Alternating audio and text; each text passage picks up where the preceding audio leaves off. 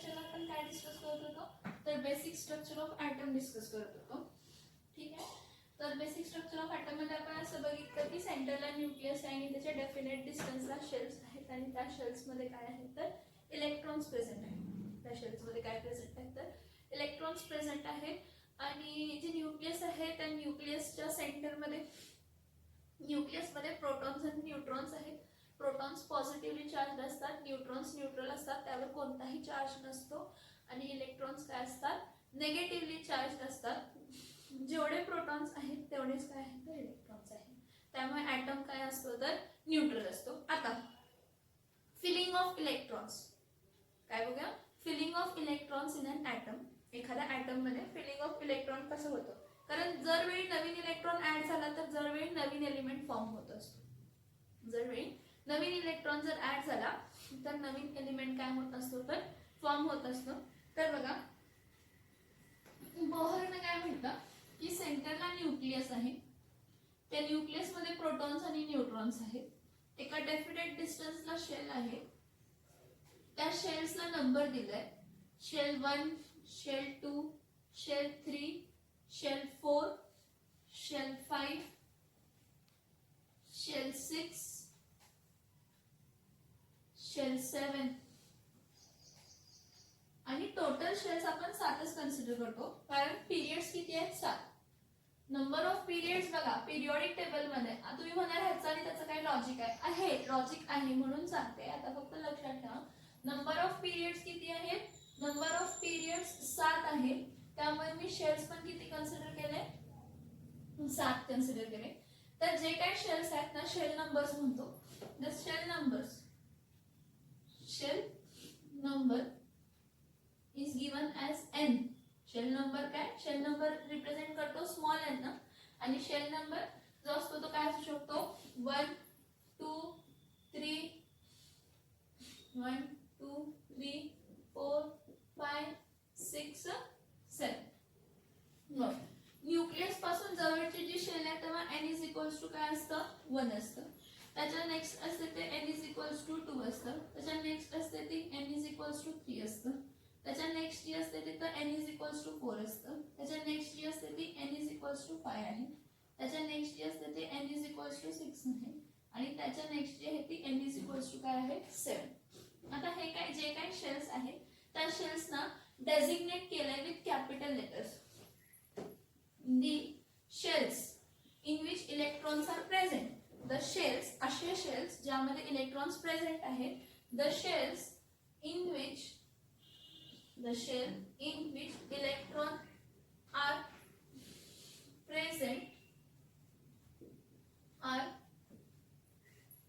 represented or they are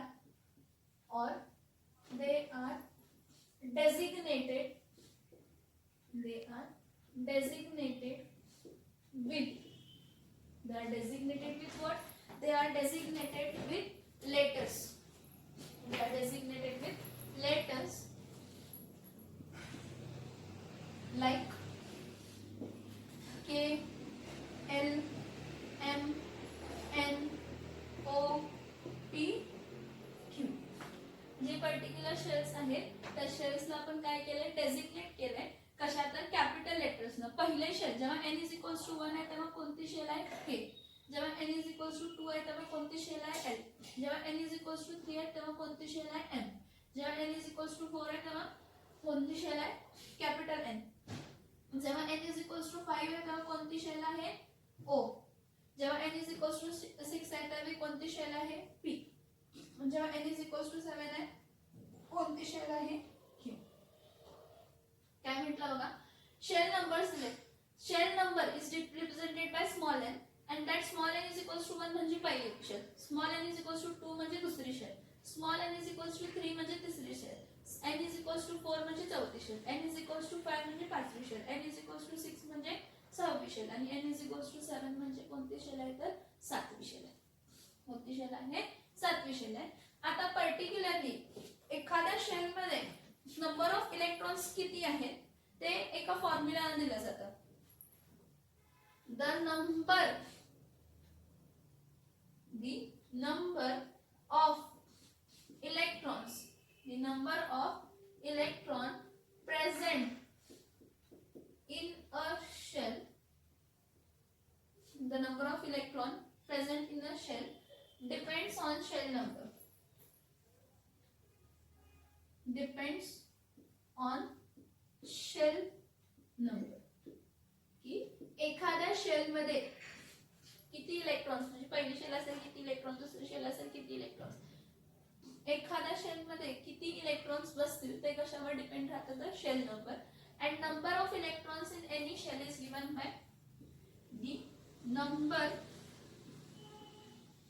of electrons in any shell is given by the number of electrons in any shell is given by which formula is given by 2n square. कोणत्या फॉर्म्युलाने दिली जाते, 2n square. आता ह्याचं meaning काय बघा, काय काय सांगितलं.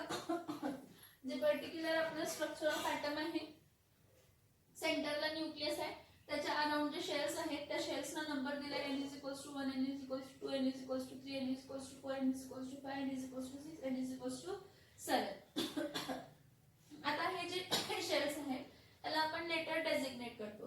Like n is equals to 1 असेल तर k shell, n is equals to 2 असेल तर l shell, n is equals to 3 असेल तर m shell, n is equals to 4 असेल तर n shell, n is equals to 5 असेल तर o shell, number of 6th shell असेल तर p आणि 7th शेल असेल तर Q.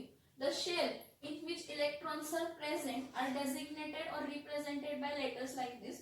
एखाद्या शेल मध्ये किती नंबर ऑफ इलेक्ट्रॉन्स असणार आहेत ते कशावर डिपेंड राहतात, तर शेल नंबरवरनं. आणि number of electrons in any shell, कोणत्याही शेल मध्ये नंबर ऑफ इलेक्ट्रॉन्स कोणत्या फॉर्म्युलाने देतो, 2n स्क्वेअर. हे आपण 10वीला बघितलंय की कोणत्याही शेल मध्ये नंबर ऑफ इलेक्ट्रॉन्स किती असतात त्या शेल नंबरवरनं 2n स्क्वेअर कशावरनं दिलं जातं, 2n स्क्वेअर. आता कसं 2n स्क्वेअर हा फॉर्म्युला आपण कसं यूज करतो बघा, हा फॉर्म्युला आपण कसं यूज करतो बघा.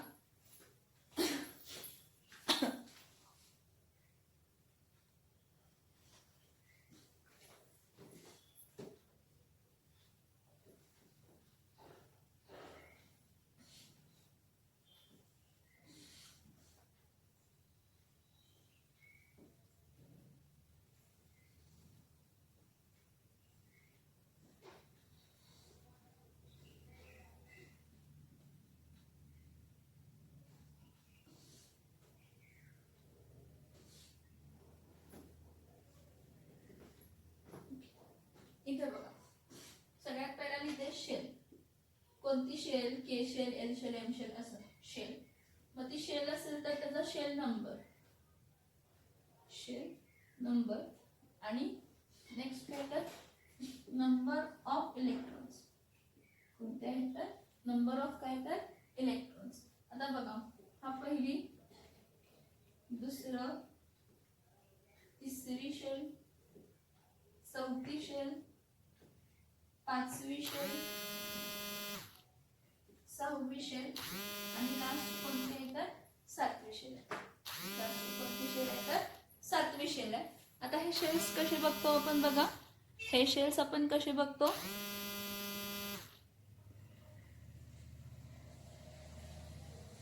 हे शेल्स आपण कसे बघतो बघा. इथे बघा, पहिली शेल के आहे, पहिली शेल कोणती आहे, के आहे. के शेलला n इज इक्वल्स टू काय आहे, 1 आहे. आणि नंबर ऑफ इलेक्ट्रॉन साठी फॉर्म्युला काय आहे, नंबर ऑफ इलेक्ट्रॉन साठी फॉर्म्युला आहे 2n square. Number of electron साठी फॉर्म्युला काय आहे 2n स्क्वेअर. म्हणजे इथं काय येणार आहे, n इज इक्वल्स टू 1 म्हणजे 2 × 1 चा स्क्वेअर येणार. मग 2 × 1 चा स्क्वेअर म्हणजे 2 × 1, 2 × 1 म्हणजे काय येणार आहे, 2 येणार आहे. 2 × 1 म्हणजे काय येणार आहे तर 2. म्हणजे पहिल्या शेल मध्ये किती इलेक्ट्रॉन्स असतील तर 2. नेक्स्ट एल शेल, एल शेलला n इज इक्वल्स टू काय येते 2. म्हणजे शेल नंबर कोणती आहे 2. शेल नंबर 2 आहे तर 2 × काय येणार आहे 2 चा स्क्वेअर. नंबर ऑफ इलेक्ट्रॉन्स किती असतात 2n square. n is equals to 2 आहे म्हणजे 2 × 2 चा स्क्वेअर. 2 × 2 चा स्क्वेअर म्हणजे 2 चा स्क्वेअर काय येणार आहे 4. 4 × 4 2 काय येणार आहे 8.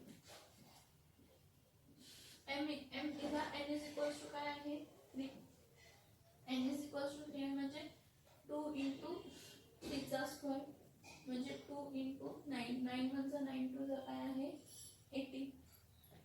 आता n साठी n इज इक्वल्स टू काय आहे 4. n इज इक्वल्स टू 4 म्हणजे 2 इंटू 4 चा काय येणार आहे स्क्वेअर. तर 2 इंटू 4 4 चा काय येणार आहे 16. 16 मधलं 16 16 टू चा काय येते 32. नंबर ऑफ इलेक्ट्रॉन्स किती येतात 32 येतात. n ओ शेल साठी n इज इक्वल्स टू काय आहे 5.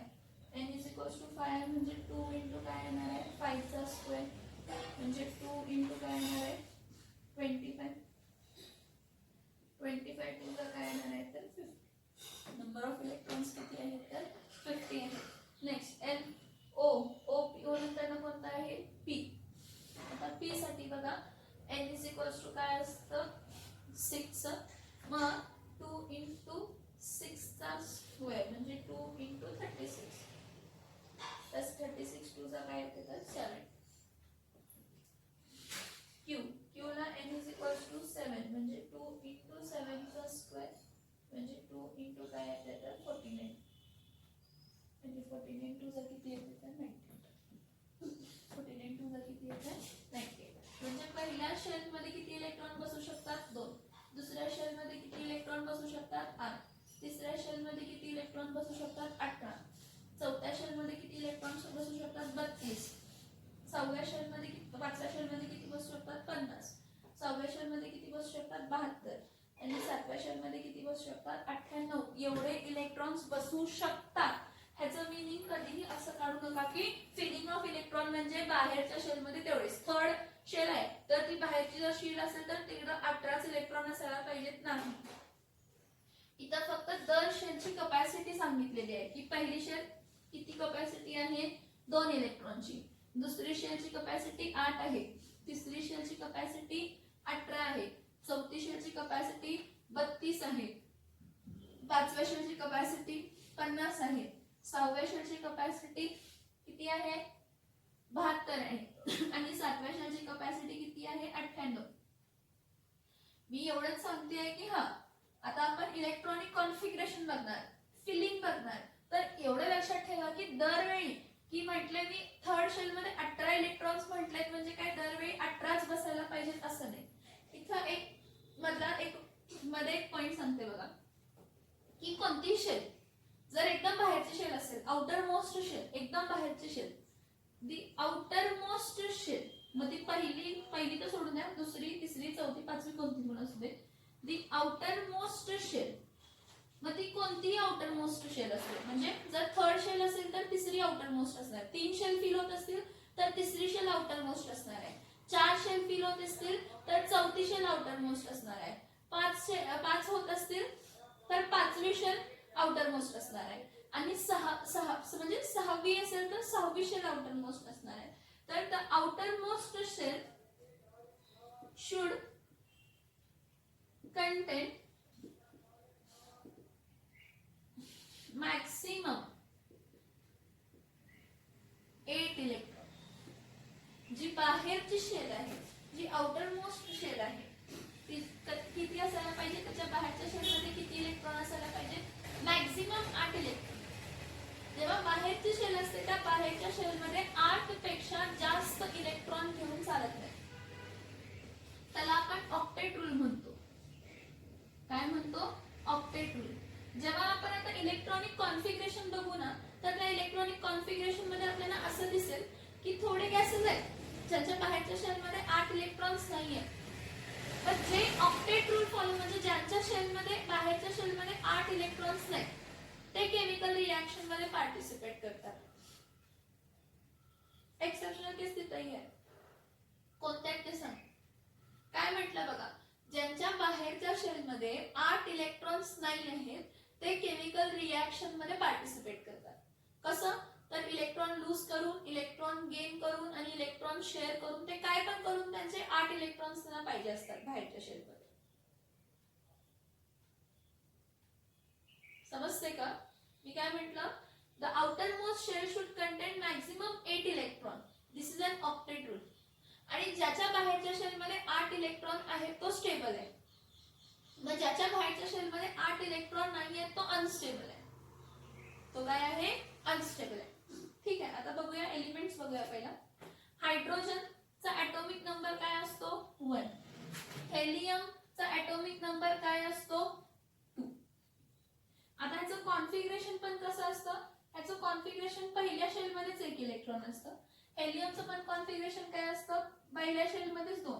बघा पहिली शेल, पहिल्या शेल मध्येच किती इलेक्ट्रॉन आहेत तर 2. नेक्स्ट कोण आहे लिथियम. लिथियम नंतर कोण आहे बेरिलियम. बेरिलियम नंतर कोण आहे बोरॉन. बोरॉन नंतर कोण आहे कार्बन. कार्बन नंतर कोण आहे नायट्रोजन.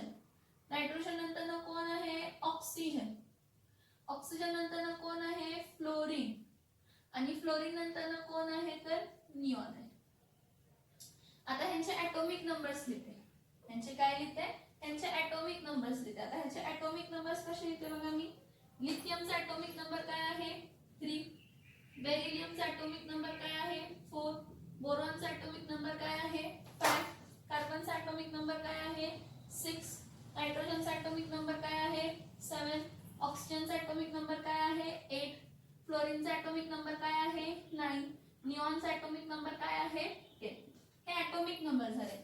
आता इलेक्ट्रॉनिक कॉन्फिगरेशन प्रमाणे काय की टोटल किती ॲटॉमिक नंबर 3 आहे, म्हणजे इलेक्ट्रॉन किती आहेत 3. इलेक्ट्रॉन जरी 3 असतील तर पहिल्या शेल मध्ये किती इलेक्ट्रॉन बसू शकतात 2च. तिथे लिहिलंय बघा, पहिल्या शेल मध्ये किती इलेक्ट्रॉन बसू शकतात 2च. त्यामुळे इथं कॉन्फिगरेशन लिहिताना आपण काय लिहिणार आहे, पहिल्या शेल मध्ये 2 बसले, मग 3 - 2 म्हणजे बाहेरच्या शेल मध्ये किती इलेक्ट्रॉन बसणार 1. नेक्स्ट बेरिलियम जर कन्सिडर केला तर बेरिलियमच्या पहिल्या शेल मध्ये किती इलेक्ट्रॉन बसणार आहेत 2. त्याच्या बाजूच्या शेल मध्ये किती इलेक्ट्रॉन बसणार आहेत 2 बसणार. टोटल इलेक्ट्रॉन 4 आहेत ना, पहिल्या शेल मध्ये 2, त्याच्या बाजूच्या शेल मध्ये राहिलेले इलेक्ट्रॉन जेवढे काय, कारण सेकंड शेल मध्ये मॅक्झिमम किती इलेक्ट्रॉन बसू शकतात 8. आता पहिल्या शेल मध्ये 2 टाकायचे आणि राहिलेले बाहेरच्या शेल मध्ये टाकायचे. आता बोरॉनचा ॲटॉमिक नंबर काय आहे 5 आहे. मग बोरॉनचा ॲटॉमिक नंबर जर 5 आहे तर पहिल्या शेल मध्ये किती बसणार आहेत 2 आणि 5 - 2 किती राहिले 3, म्हणजे बाहेरच्या शेल मध्ये किती इलेक्ट्रॉन आहेत 3. नेक्स्ट पहिल्या शेल मध्ये किती इलेक्ट्रॉन बसणार आहेत 2, बाहेरच्या शेल मध्ये किती बसणार आहेत 4, म्हणजे 6 - 2 राहिले किती 4. 6 - 2 राहिले किती 4 राहिले. कोणते राहिले 4. आता नेक्स्ट नायट्रोजन मध्ये बघा, पहिली शेल जेव्हा भरणार तेव्हा किती इलेक्ट्रॉन असणार आहेत 2 आणि 7 - 2 म्हणजे बाहेरच्या शेल मध्ये किती इलेक्ट्रॉन असणार आहेत 5. का तर बाहेर सेकंड शेल मध्ये मॅक्झिमम किती इलेक्ट्रॉन बसू शकतात 8 इलेक्ट्रॉन बसू शकतात. नेक्स्ट ऑक्सिजन बघूया. ऑक्सिजन मध्ये पहिल्या शेल मध्ये किती इलेक्ट्रॉन आहेत 2, मग 8 - 2 म्हणजे राहिलेल्या कोणत्या असणार आहेत बाहेरच्या, म्हणजे 2,6. नेक्स्ट फ्लोरीन मध्ये किती असणार आहे 2, काय येणार आहे 7. नेक्स्ट निऑन मध्ये किती इलेक्ट्रॉन असणार आहे 2, काय असणार आहे 8. बघा 10 झाले का. ह्याला इलेक्ट्रॉनिक कॉन्फिगरेशन म्हणतो की पहिल्या शेल मध्ये 2 बसतात, मग राहिलेले इलेक्ट्रॉन दुसऱ्या शेल मध्ये. मग आता हे निऑन पर्यंत दुसरी शेल कंप्लीट झाली. बघा काय म्हटलंय, दुसऱ्या शेल मध्ये किती इलेक्ट्रॉन बसू शकतात 8 इलेक्ट्रॉन बसू शकतात. मग त्यापेक्षा जास्त असतील तर त्यामध्ये बसवणार नाही. मग कोणती शेल फिल व्हायला लागणार तर थर्ड शेल फिल व्हायला लागणार. कोणती शेल फिल व्हायला लागणार थर्ड शेल फिल व्हायला लागणार. आता थर्ड शेल कोणती आहे मी जरा रब करते.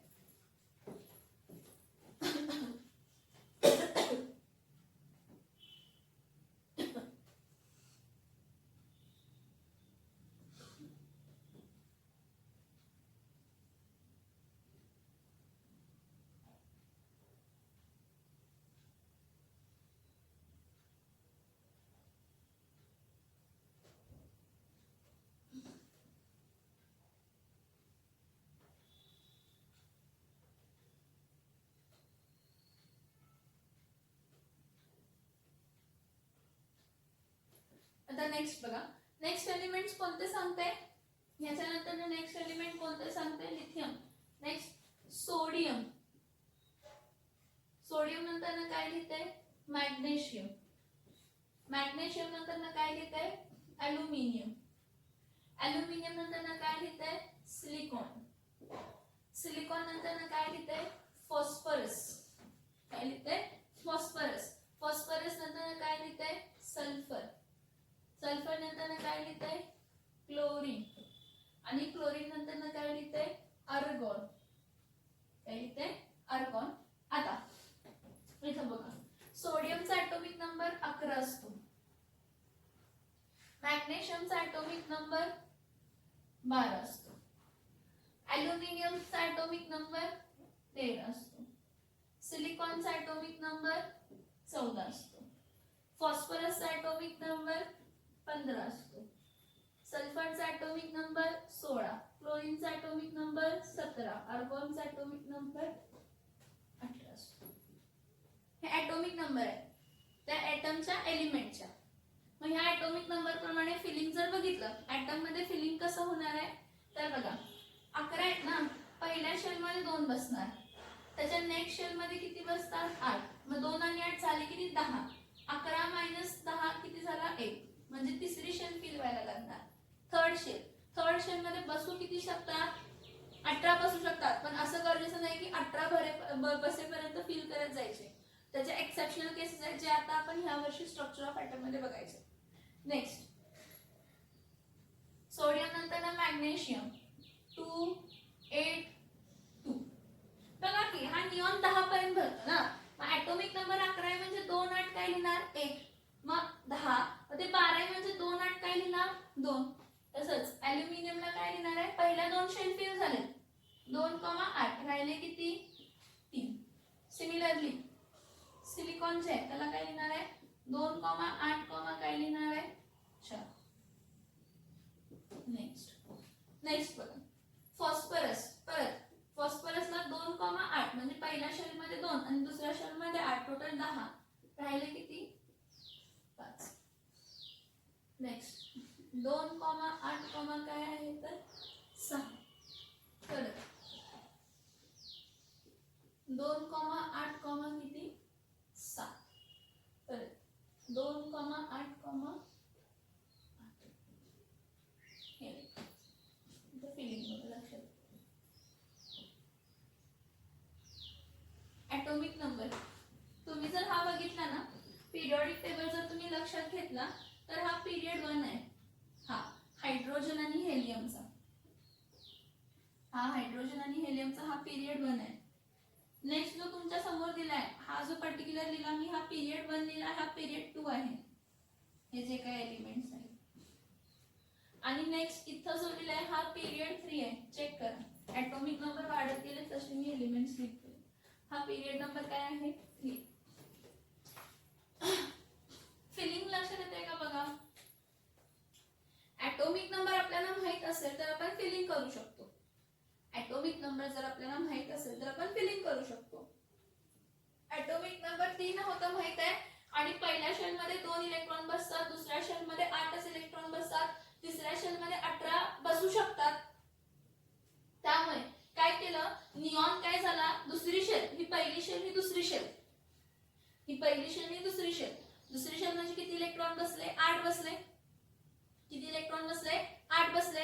आता नेक्स्ट जर सोडियम 11 म्हटलं तर मी इथं 9 लिहू शकते का? सेकंड शेल मध्ये आणि जास्त इलेक्ट्रॉन बसू शकतात का? नाही. सेकंड शेल मध्ये 8च इलेक्ट्रॉन बसू शकतात, म्हणजे नेक्स्ट इलेक्ट्रॉन इथंच एंटर होणार 1. मग परत नेक्स्ट दुसरा 2 3. ॲटॉमिक नंबर वाढत गेला, इलेक्ट्रॉन्स वाढत गेले, एलिमेंट ॲटम चेंज होत गेला. एलिमेंटचा ॲटम काय होत गेला? चेंज होत गेला. तुम्हाला आणि सोप्या वेळेने समजवायचं बघते, आणि प्लीज समजून घ्या, प्लीज लक्ष देऊन बघा मी काय काय सांगते. खूप किरकोळ आहे, छोटे छोटे पॉइंट आहेत पण आपल्याला लक्षात यायला पाहिजेत बाळांनो. पर्टिक्युलरली हा बघा, न्यूक्लियस कन्सिडर करा. ह्याला हा काय आहे? न्यूक्लियस आहे. न्यूक्लियसच्या बाजूला ही पहिली शेल आहे. कोणती शेल आहे? पहिली शेल आहे. तर बघा, ह्या पहिल्या शेल मध्ये पहिला इलेक्ट्रॉन ऍड होतो. जेव्हा असं आहे, पहिला इलेक्ट्रॉन ऍड झाला म्हणजे ह्याचा ॲटॉमिक नंबर 1 झाला, म्हणजे हा हायड्रोजन झाला. काय झाला? हायड्रोजन झाला. नेक्स्ट जेव्हा दुसरा इलेक्ट्रॉन ऍड झाला, आता तो हा पहिली शेल आहे, ह्या पहिल्या शेल मध्ये किती इलेक्ट्रॉन आहेत? 2, म्हणजे हा कोण झाला?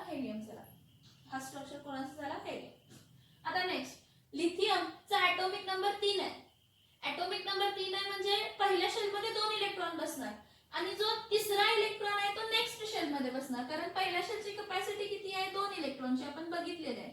आपण तो फॉर्म्युलाही बघितलेला आहे काय की पहिल्या शेलमध्ये किती इलेक्ट्रॉन बसू शकतात 2. मग नेक्स्ट जर इलेक्ट्रॉन असेल तर तो नेक्स्ट शेलमध्ये बसणार. मग ॲटॉमिक नंबर 3 आहे म्हणजे बघा पहिल्या शेलमध्ये 2 आणि दुसऱ्या शेलमध्ये काय येणार आहे 1. पहिल्या शेलमध्ये 2 आणि दुसऱ्या शेलमध्ये काय येणार आहे 1. इथं बघा हे बघा हा बघा हा असा स्ट्रक्चर 2 आत आणि 1 बाहेर 2,1 2,1 म्हणजे 2 + 1 किती झाले 3. ॲटॉमिक नंबर 3 कशाचा आहे लिथियम म्हणजे हा ॲटम कशाचा आहे लिथियमचा आहे. कशाचा आहे लिथियमचा. परत नेक्स्ट घेऊया इथं इलेक्ट्रॉन लिहिते आणि एक ऍड केलं टोटल इलेक्ट्रॉन किती झाले 4 झाले बघा. मग ॲटॉमिक नंबर 4 कोण आहे बेरिलियम. बघा पहिल्या शेल मध्ये 2 बाहेरच्या शेल मध्ये 2 बघा 2,2 आहे का 2,2 आहे. नेक्स्ट बघा बोरॉन. बोरॉन साठी मी आता आणि एक इलेक्ट्रॉन ऍड केला.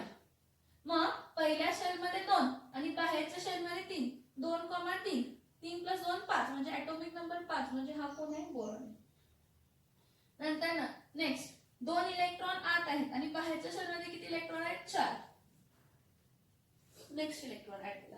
चौथा इलेक्ट्रॉन ऍड केला तर कोण झाला कार्बन. आता परत इथं मी 5वा इलेक्ट्रॉन ऍड केला तर काय होणार आहे 2,5 पहिल्या शेल मध्ये 2 बाहेरच्या शेल मध्ये 5 नायट्रोजन ॲटॉमिक नंबर 7 येतो. परत आणि एक इलेक्ट्रॉन ऍड केला तर काय झाला टोटल बाहेरच्या शेल मध्ये 6 आतच्या शेल मध्ये 2 2 + 6 किती झाले 8 म्हणजे ॲटॉमिक नंबर 8 म्हणजे ऑक्सिजन. परत फ्लोरीन ॲटॉमिक नंबर काय असते 9 इथं. परत आणि एक इलेक्ट्रॉन ऍड केला पहिल्या शेल मध्ये 2 बाहेरच्या शेल मध्ये 8 निऑन. म्हणजे जर तुम्ही एक इलेक्ट्रॉन ऍड केला हे बघा कॉमन सेन्स वापरा काय तुम्ही म्हणा न्यूक्लियस तुम्ही तोच ठेवलाय. एक लक्षात घ्या की जेव्हा मी इलेक्ट्रॉन वाढवते त्यावेळी प्रोटॉन पण वाढवते आणि त्यावेळी न्यूट्रॉन्सही वाढतात. काय जेव्हा मी इलेक्ट्रॉन वाढवते त्यावेळी प्रोटॉन्सही वाढतात आणि न्यूट्रॉन्सही वाढतात. मला फक्त इथं सांगायचं होतं की कसं फिलिंग होते.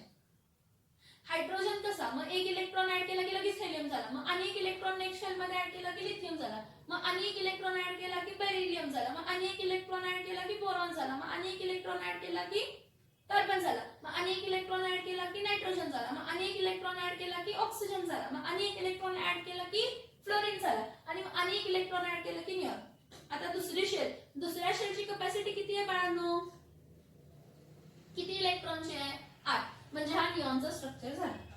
परत जेव्हा सोडियम आपण लिहिणार आहे तर त्या सोडियमच्या वेळी आपण लिहिणार काय की ही शेल आहे आपली.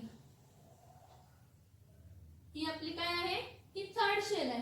हा ही थर्ड शेल का ड्रॉ केली तर सोडियमचा ॲटॉमिक नंबर 11 आहे म्हणजे इलेक्ट्रॉन्स किती असणार आहेत 11 आणि प्रोटॉन्स पण किती असणार आहेत 11 म्हणजे न्यूक्लियस मध्ये प्रोटॉन्स 11 आहेत. ठीक आहे पहिल्या शेल मध्ये किती इलेक्ट्रॉन आहेत 2 दुसऱ्या शेल मध्ये किती इलेक्ट्रॉन्स आहेत 8. आता नेक्स्ट इथं एक इलेक्ट्रॉन घेतली.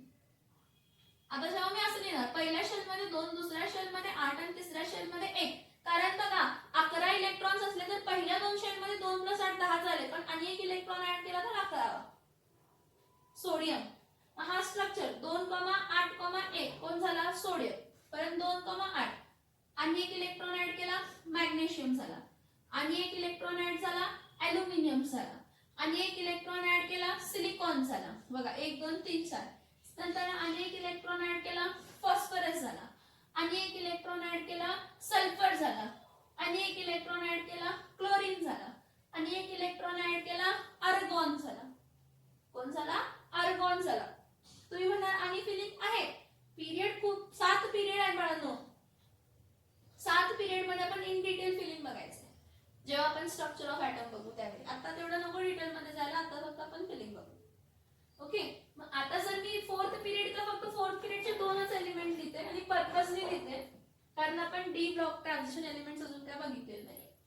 तर इथं काय लिहिते पोटॅशियम लिहिते आणि इथं काय लिहिते कॅल्शियम लिहिते. पोटॅशियमचा ॲटॉमिक नंबर 19 असतो आणि कॅल्शियमचा ॲटॉमिक नंबर 20 असतो. मग मी काय म्हटलं की 18 तुम्ही म्हणा थर्ड शेल आहे थर्ड शेल मध्ये 18 इलेक्ट्रॉन बसतात म्हणजे तुम्ही त्याच थर्ड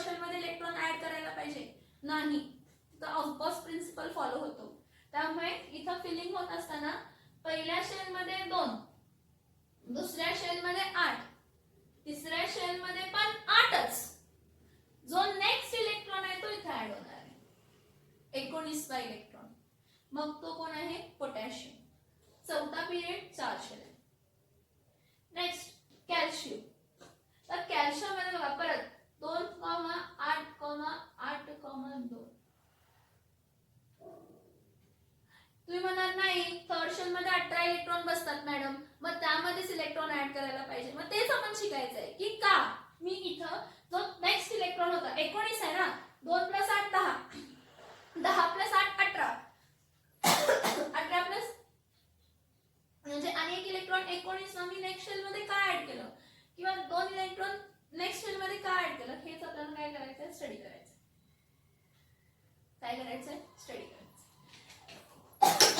फिलिंग ऑफ इलेक्ट्रॉन समजलं का? फिलिंग ऑफ इलेक्ट्रॉन समजलं का की नाही समजलं? समजायला पाहिजे. पहिल्या शेलला नाव के, दुसऱ्या शेलला नाव एल, दुसऱ्या शेलला नाव एम, चौथ्या शेलला नाव एन, पाचव्याला ओ, पी, क्यू. 7 शेल आहेत, 7 पिरियड आहेत म्हणून.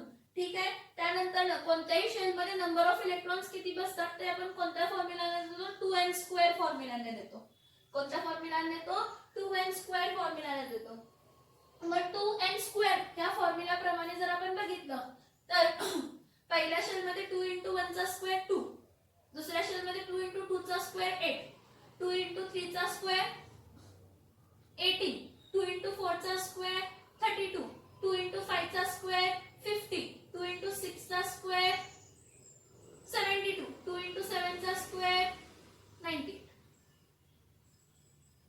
हे एवढे पर्टिक्युलर फिलिंग आणि इलेक्ट्रॉन्स आणि हे तुम्हाला दाखवलं की एक इलेक्ट्रॉन ऍड झाला. मी म्हणते मी आता 10 वेळा तेच सांगते की तुम्ही म्हणणार तुम्ही फक्त इलेक्ट्रॉन्स वाढवत दाखवला, न्यूक्लियस मध्ये काय चेंज झालंय ते दाखवलं नाही.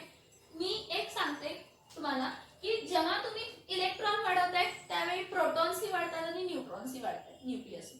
फक्त मला वरून स्ट्रक्चर दाखवायचं होतं कारण ज्या काही केमिकल प्रॉपर्टीज आहेत, काय म्हणते बघा, ज्या काही केमिकल प्रॉपर्टीज आहेत एखाद्या एलिमेंटची ती त्याच्या बाहेरच्या शेल्स वरती डिपेंड राहते. ती त्याच्या कशावरती डिपेंड राहते? बाहेरच्या शेलवर. मी तुम्हाला ऑक्टेट रूल म्हटला. काय म्हटलं ऑक्टेट रूल? की कोणताही तुम्ही एलिमेंटचा ऍटम घेतला, कोणताही जर तुम्ही एलिमेंटचा ऍटम घेतला तर त्याच्या बाहेरच्या शेलमध्ये त्याला किती इलेक्ट्रॉन्स पाहिजे असतील? 8. त्याच्या बाहेरच्या शेलमध्ये त्याला किती इलेक्ट्रॉन पाहिजे असतात? 8. मग ज्या एलिमेंटच्या ऍटमच्या बाहेरच्या शेलमध्ये 8 इलेक्ट्रॉन्स नाहीत ते एकतर इलेक्ट्रॉन लूज करतात किंवा इलेक्ट्रॉन गेन करतात किंवा इलेक्ट्रॉन शेअर करतात. मग हे loss of electron, gain of electron and sharing of electron मुळे बॉन्ड्स फॉर्म होतात. मग ते आयोनिक बॉन्ड आहेत, कोव्हॅलेंट बॉन्ड आहेत, कोऑर्डिनेट बॉन्ड आहेत. आणि जेव्हा हे rearrangement of outer most shell असते ना म्हणजे केमिकल रिएक्शन असते.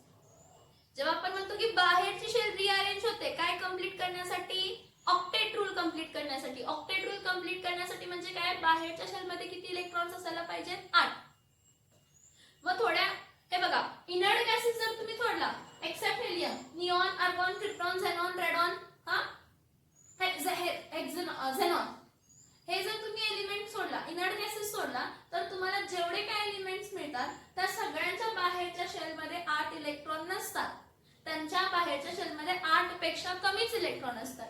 मग 8 इलेक्ट्रॉन बाहेरच्या शेलमध्ये असतील तर ते स्टेबल असतात, ते कोणामध्येही रिएक्शन मध्ये पार्टिसिपेट करत नसतात.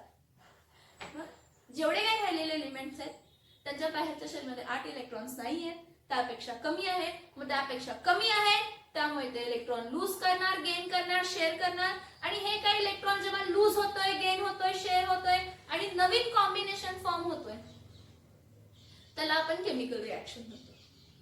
त्याला आपण केमिकल रिएक्शन म्हणतोय. सॉरी मी लेक्चर नंबर चेंज करायचं विसरले. Extremely sorry. हा लेक्चर 5th आहे.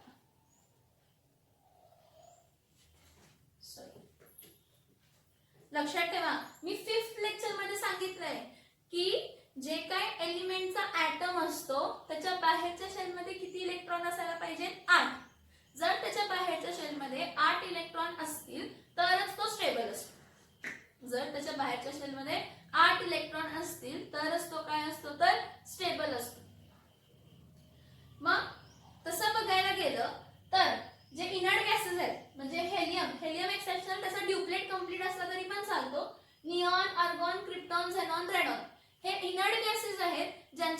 बाहेरच्या शेलमध्ये 8 इलेक्ट्रॉन्स आहेत. नाही तर दिसतं तुम्हाला निऑन दिसतोय 2,8 दिसतोय. इथं तुम्हाला आर्गॉन दिसतोय 2,8,8 म्हणजे बाहेरची शेल. एकदम बाहेरची शेल म्हणजे लास्ट शेल. मग फक्त इनर्ट गॅसेसच्या बाहेरच्या शेलमध्ये तुम्हाला किती इलेक्ट्रॉन दिसतात? इनर्ट गॅसेसच्याच बाहेरच्या शेलमध्ये तुम्हाला 8 इलेक्ट्रॉन दिसतात. म्हणून इनर्ट गॅसेस कोणत्याही रिएक्शन्स मध्ये पार्टिसिपेट करत नाहीत. बाकीचे जेवढे काय एलिमेंट्स आहेत त्यांच्या बाहेरच्या शेलमध्ये 8 इलेक्ट्रॉन्स नाही आहेत. 8 पेक्षा कमी इलेक्ट्रॉन्स आहेत. त्यामुळे ते लॉस गेन शेअर करून आयोनिक आणि कोव्हॅलेंट बॉन्ड फॉर्म करतात आणि कंबाइंड स्टेट मध्ये कंपाऊंड फॉर्म करतात आणि मग आपण म्हणतो की केमिकल रिएक्शन झाली. मग आपण म्हणतो की केमिकल रिएक्शन झाली. मग हेच इन डिटेल आपल्याला काय करायचं आहे तर स्टडी करायचं आहे. समजलं का structure of atom? Filling of electron समजलं का? बघा जे काही प्रॉब्लेम्स असतील प्लीज मेसेज मी. समजते का? म्हणजे मी नेक्स्ट स्टेप घेते. म्हणजे सगळ्याचा जो काही मॅटर आहे anything which occupy space and which has its own mass is a matter. आणि त्या मॅटरचा बेसिक फंडामेंटल आहे ॲटम. आणि जर एकाच टाइप ऑफ ॲटम पासून मॅटर बनलाय तर तो एलिमेंट आहे. आणि ते एलिमेंट्स जे आहेत ते डेफिनाइट प्रपोर्शन मध्ये किंवा इनडेफिनाइट प्रपोर्शन मध्ये कंबाईन होऊन कंपाऊंड्स आणि काय फॉर्म करतात तर मिक्सचर्स फॉर्म करतात. म्हणून आपल्याला माहित पाहिजे होतं की ॲटम म्हणजे काय. Internal structure of atom. Structure of atom म्हणजे काय? स्ट्रक्चर ऑफ ॲटम म्हणजे काय माहित असायला पाहिजे होतं आपल्याला. Structure of atom. आपल्या स्ट्रक्चर ऑफ ॲटम पासून एवढं समजलं की ॲटम न्यूट्रल असतो. जेवढे नंबर ऑफ इलेक्ट्रॉन्स आहेत तेवढेच नंबर ऑफ प्रोटॉन्स असतात. ठीक आहे. जसं डिफरंट ॲटम म्हणजे काय तर इलेक्ट्रॉन्स चेंज झाले, नंबर ऑफ इलेक्ट्रॉन चेंज झाले. ॲटॉमिक नंबर चेंज झाला म्हणजे ॲटम चेंज झाला म्हणजे एलिमेंट चेंज झाला. हा. आणि केमिकल रिएक्शन्स का घडतात तर नॉर्मली असं बघितलं गेलंय की ज्या कोणत्या एलिमेंटच्या बाहेरच्या शेलमध्ये 8 इलेक्ट्रॉन्स कंप्लीट आहेत ते कोणत्याही रिएक्शन्स मध्ये पार्टिसिपेट करत नाहीत. आणि हे कोण आहे? इनर्ट गॅसेस आहेत. बाकी सगळे एलिमेंट जर तुम्ही पिरियोडिक टेबल मध्ये बघितलं, एलिमेंट कशापासून बनलाय? त्याच्या ॲटम पासून बनलाय. हा. मग त्या सगळ्या एलिमेंटचे जर तुम्ही ॲटम घेतला तर त्याच्या बाहेरच्या शेलमध्ये 8 इलेक्ट्रॉन्स नाही आहेत. म्हणून ते केमिकल रिएक्शन्स मध्ये पार्टिसिपेट करतात. म्हणूनच आपण इन डिटेल ऑर्गॅनिक केमिस्ट्री आणि इनऑर्गॅनिक केमिस्ट्री काय करायचं आहे? स्टडी करायचं आहे. ओके. आता नेक्स्ट आपण काय घेऊया तो पिरियोडिक टेबल घेऊया. नेक्स्ट पार्ट आपण कोणता घेऊया तर पिरियोडिक टेबल घेऊया. कोणता घेऊया? Periodic table.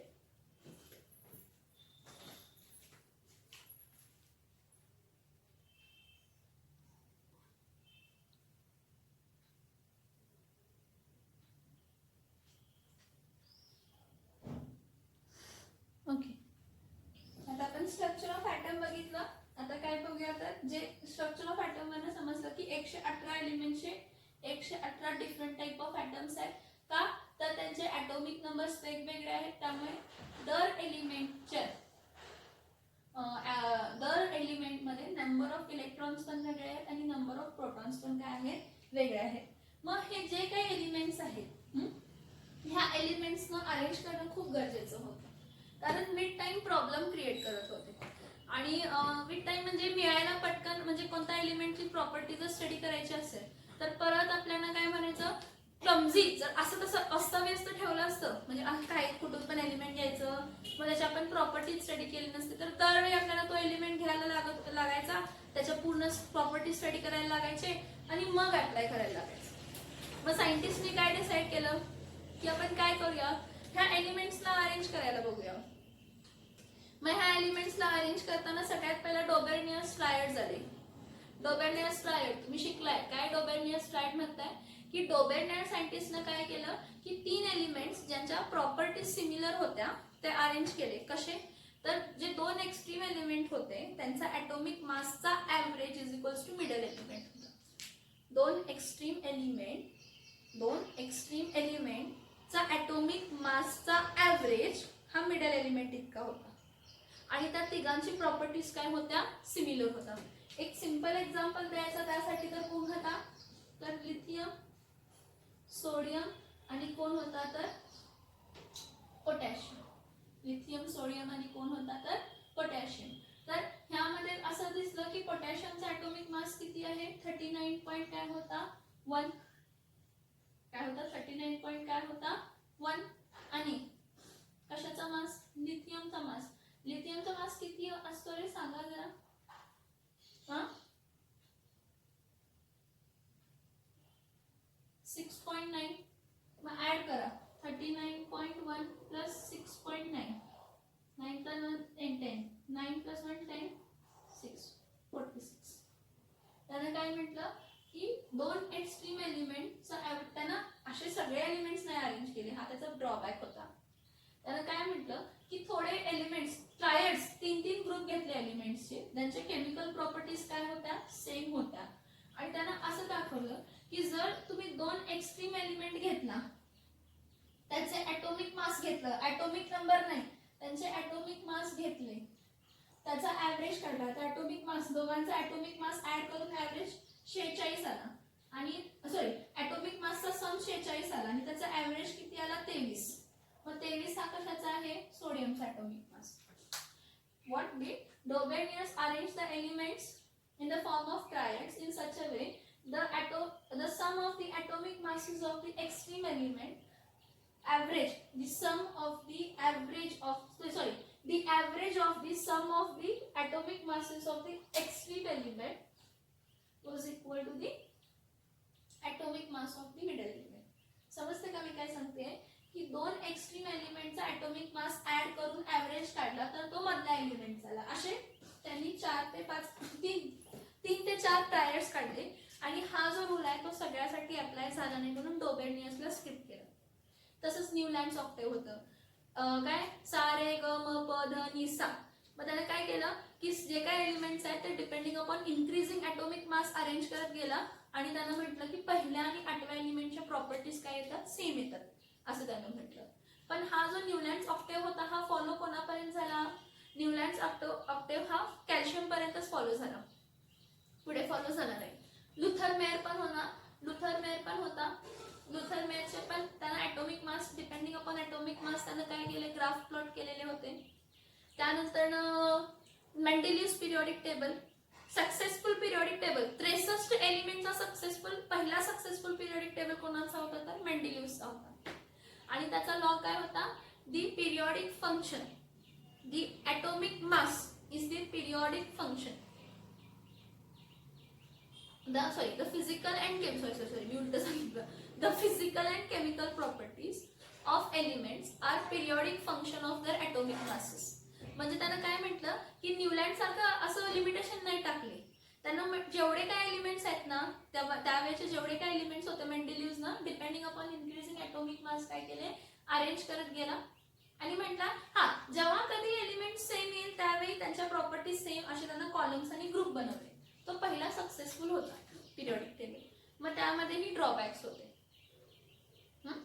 पण मोस्ट सक्सेसफुल सगळ्यात सक्सेसफुल कोणता पिरियॉडिक टेबल होता तर मॉडर्न पिरियॉडिक टेबल जो आपण स्टडी करतो आता. मोस्ट सक्सेसफुल पिरियॉडिक टेबल कोणता आहे तर मॉडर्न पिरियॉडिक टेबल जो आपण आता स्टडी करतो स्टडी करतो. आणि कोणता आहे तो most successful modern periodic table कोणी प्लेस केलेला होता सर हेनरी मोझेले. कोणी प्लेस केलेला होता sir Henry मोझेले.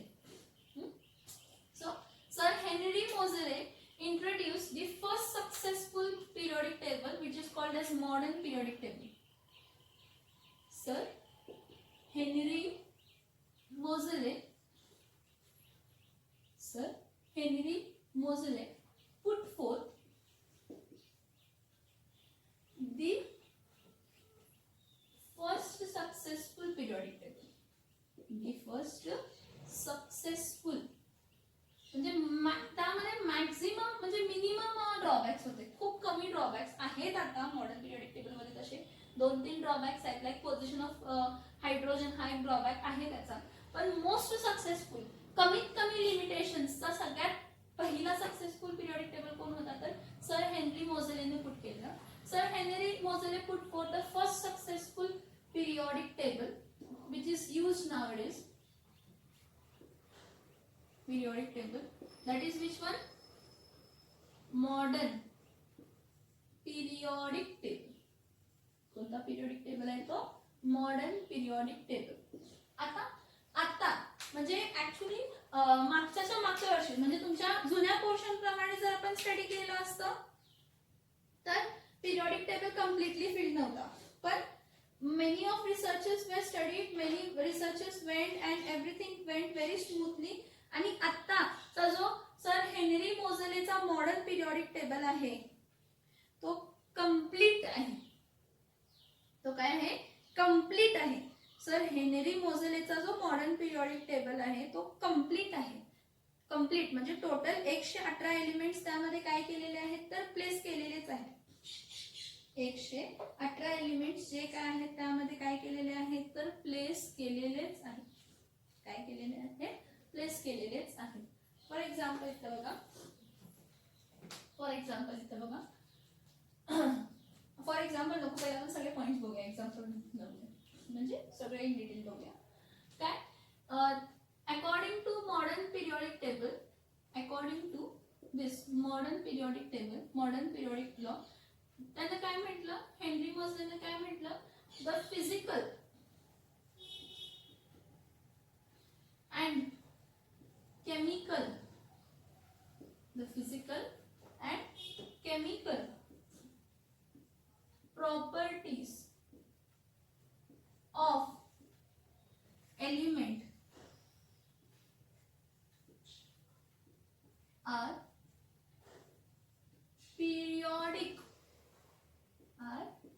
periodic function of atomic number. Not periodic function of what? Atomic number. काय म्हटलं बघा? अकॉर्डिंग टू द हेनरी मोझेले, जसं मेंडेलिव्हने कन्सिडर केलेलं ॲटॉमिक मास पिरियॉडिक फंक्शन आहे, त्यावेळी ॲटॉमिक नंबर ही कन्सेप्ट माहित नव्हती मेंडेलिव्हला. ऍक्च्युली हे सर हेनरी मोझेलेनी नंतर काय केलेलं होतं तर रिसर्च केलेलं होतं. सर मेंडेलिव्हज पिरियॉडिक टेबल जेव्हा होता त्यावेळी ॲटॉमिक मास हीच कन्सेप्ट माहित होती, ॲटॉमिक नंबर ही कन्सेप्ट माहित नव्हती. मग खूप रिसर्चेस नंतर ॲटॉमिक नंबर ही कन्सेप्ट माहित झाल्यानंतर ना सर हेनरी मोझेलेनं एक्सपेरिमेंट कॅरी आउट केले. त्यांनी काय केलं? बंबार्ड केले एलिमेंट्स विथ डिफरंट फ्रिक्वेन्सीज. मग जसं जसं ॲटॉमिक नंबर वाढत जाईल तसे फ्रिक्वेन्सीज काय होत जात होते तर वाढत जात होते आणि प्रॉपर ट्रेंड मिळत होता त्यांना. आणि त्याप्रमाणे त्यांनी एलिमेंट्स काय केले तर अरेंज केले. आणि त्यावर त्यांनी म्हटलं की the physical and chemical properties of element are periodic function of atomic number. Periodic function म्हणजे काय? रिअकर होतात. म्हणजे जे काही केमिकल प्रॉपर्टीज आहेत, स्पेशली केमिकल प्रॉपर्टीज काय होतात आफ्टर सम टाइम रिअकर होतात. कशावर ना तर जर आपण elements depending upon atomic number काय केलं अरेंज केलं. मग त्याप्रमाणे त्यांनी सांगितलं त्यांच्या पिरियॉडिक टेबलमध्ये काय काय आहे. त्यांच्या पिरियॉडिक टेबलमध्ये सर हेनरी मोझेलेच्या मॉडर्न पिरियॉडिक टेबलमध्ये देर आर 7 rows.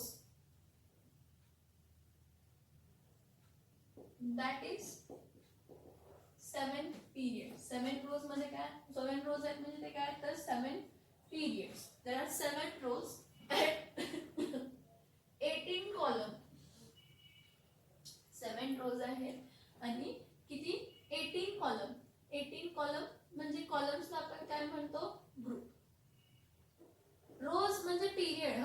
म्हणजे 7 रोज आहेत त्याला आपण पिरियड्स म्हणतो आणि 18 कॉलम्स उभे जे कॉलम्स आहेत आपण त्याला काय म्हणतो तर ग्रुप म्हणतो. मला एक छोटंसं हे दाखवते, काय छोटं म्हणजे नंतर ना मोठं नेक्स्ट लेक्चरला ड्रॉ करून दाखवते. पिरियॉडिक टेबल तुमचा असा असतो. हा पहिला, दुसरा, पहिला पिरियड, दुसरा पिरियड, तिसरा पिरियड असा, हा परत असा. ठीक आहे.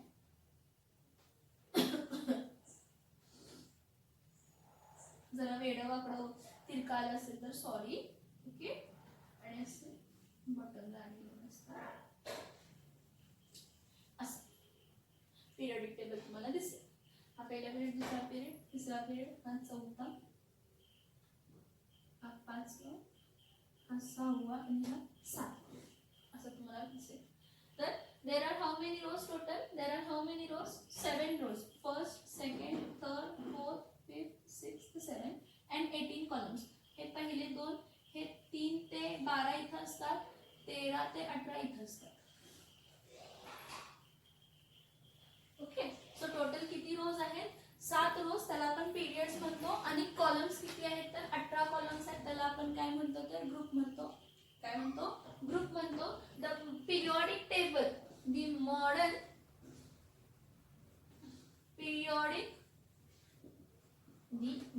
periodic table is divided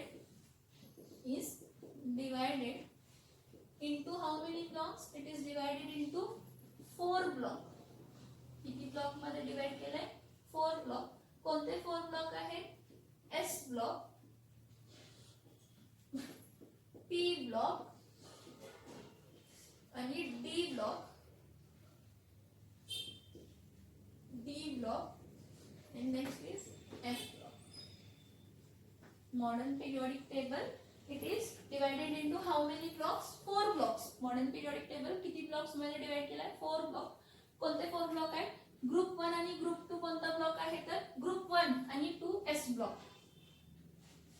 group 1 and 2 कोणता ब्लॉक आहे? S ब्लॉक आहे.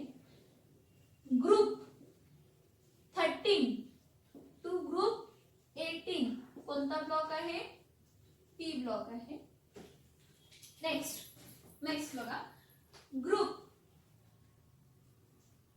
3 to 12 D block.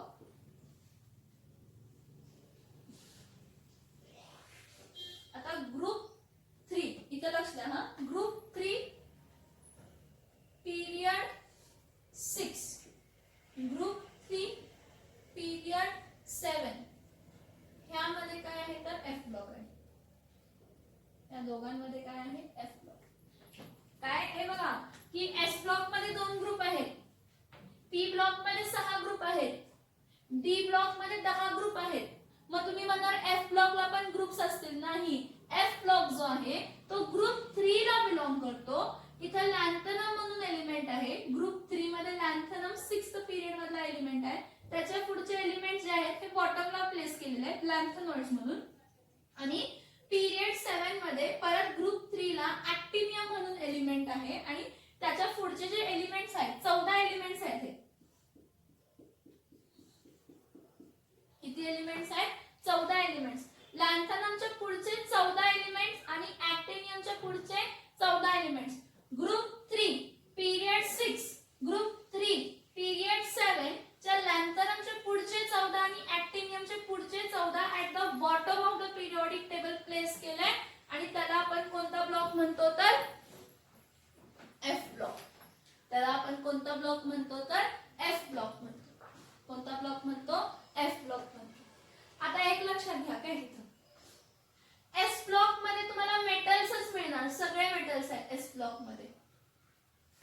D block मध्ये पण सगळे मेटल्स मिळणार. F ब्लॉक मध्ये पण तुम्हाला सगळे मेटल्स मिळणार.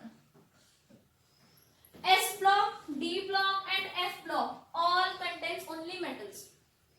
S block, D block and F block all contains only metals. मी काय म्हटलं बघा? काय म्हटलं मी? S block elements. Next, P block elements. Next, D block. D block elements. Next, F block elements. कोणते एलिमेंट्स? F block elements. हे सगळे metals आहेत. हे सगळे एलिमेंट्स काय आहेत? मेटल्स आहेत. P block element or P block is the only block. P block हा असा ब्लॉक आहे. P block हा असा ब्लॉक आहे. P block is the only block which contains metals, non-metals and metalloids. Non-metals and metalloids. काय म्हटलं बघा? जो पिरियॉडिक टेबल आहे त्यामध्ये 7 रोज म्हणजे 7 पिरियड्स आहेत, 18 कॉलम्स म्हणजे 18 ग्रुप्स आहेत. आणि हा जो मॉडर्न पिरियॉडिक टेबल आहे ह्याला 4 ब्लॉक मध्ये डिवाइड केलाय. S block, P block. हा S ब्लॉक आहे, हा S ब्लॉक आहे, हा P ब्लॉक आहे, हा D ब्लॉक आहे आणि हा F ब्लॉक आहे. ओके.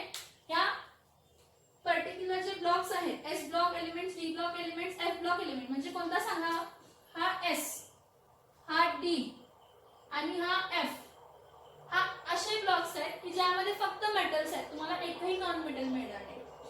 आणि पी ब्लॉक एकमेव असा ब्लॉक आहे की ज्यामध्ये तुम्हाला मेटल्स मिळतील, नॉन मेटल्स मिळतील आणि मेटलॉइड्स मिळतील. ह्या एरियामध्ये मेटल्स आहेत, इथं मध्ये मेटलॉइड्स आहेत आणि इथं काय आहेत तर नॉन मेटल्स आहेत. इथं काय आहेत तर नॉन मेटल्स. पण काय करूया, नेक्स्ट लेक्चर मध्ये पूर्ण पिरियोडिक टेबल ड्रॉ करून सगळे एलिमेंट्स त्यामधले एस ब्लॉक आणि पी ब्लॉक आणि डी ब्लॉक मधले थोडे एलिमेंट्स सगळे इन डिटेल, त्याचं पोझिशन, त्याचा ॲटॉमिक नंबर, त्या कोणत्या ब्लॉक मध्ये आहेत, मग S block, P block, D block, F block म्हणजे काय आहेत, डी ब्लॉकला काय म्हणतो, का म्हणतो, एफ ब्लॉकला काय म्हणतो, का म्हणतो, हे सगळे क्वेश्चन्स काय करूया सॉल्व्ह करूया. आतापर्यंतच्या लेक्चर मध्ये जेवढं काय शिकवलंय त्यात काही डाऊट असेल तर मेसेज करायचं.